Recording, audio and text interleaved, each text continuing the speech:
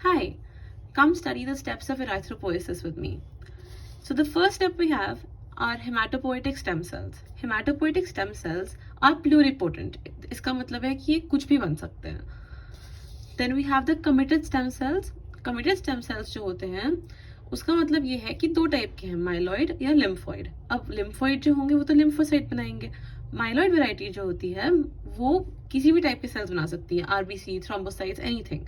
But here we're going to study the myeloid ones because they commit to becoming RBCs.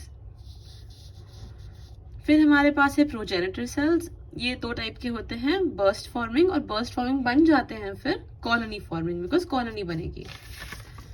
फिर हमारे पास है pro इराइथ्रोब्लास्ट. Pro का मतलब obviously इराइथ्रोब्लास्ट मतलब कि जो सेल उसको बनाएगा इराइथ्रोसाइट को उससे पहले का सेल, प्रो इराइथ्रोब्लास्ट.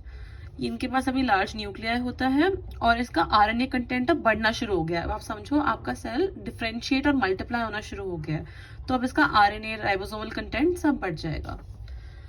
फिर हमारे पास आएगा अर्ली नॉर्मोब्लास्ट. अब इस टाइम पे ना सेल छोटा होना शुरू हो गया है, उसका न्यूक्लियोलाई कंडेंस हो चुका है नहीं अब, और उसका क्रोमैटिन जो है वो धीरे धीरे कंडेंस हो रहा है, तो अब ये हमारा अर्ली नॉर्मोब्लास्ट हो गया.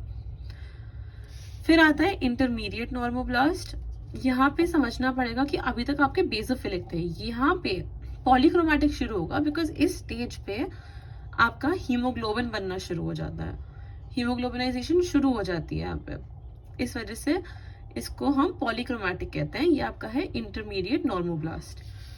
फिर आता है लेट नॉर्मोब्लास्ट. लेट नॉर्मोब्लास्ट का मतलब है ये सब सेल्स में सबसे स्मॉलेस्ट होगा पूरे इराइथ्रोब्लास्टिक सीरीज में, और अभी धीरे धीरे बनता बनता सेल धीरे धीरे छोटा होता जा रहा है. इस स्टेज पे हीमोग्लोबिन सिंथेसिस पूरा कंप्लीट हो चुका है. अब हम आ जाएंगे रेटिकुलोसाइट पे. रेटिकुलोसाइट का मतलब है एक तो इसकी स्टेनिंग होती है सुप्रावाइटल स्टेनिंग, ठीक है, ये एक टाइप ऑफ स्टेन होता है, सुप्रावाइटल स्टेनिंग होती है. इसमें न्यूक्लियोलस नहीं, इसमें न्यूक्लियस नहीं होता, तो ऑब्वियसली न्यूक्लियोलस भी नहीं होता. जुवेनाइल रेड सेल्स होते हैं, मतलब इसके बाद नेक्स्ट स्टेप आरबीसी होगी, प्रिमिटिव आरबीसी हो गई. और फिर आगे आपके इसके अंदर लेकिन हीमोग्लोबिन पूरा होता है और इसके अंदर रेटिकुलर नेटवर्क मिलता है.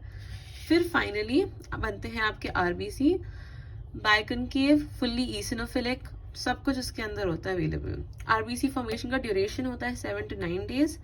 प्रोजेनिटर सेल्स से रेटिकुलर साइट बनते हैं 5 से 7 दिन में, और उनसे आरबीसी बनते हैं 2 दिन में. Take a screenshot of this for your exams and follow for more.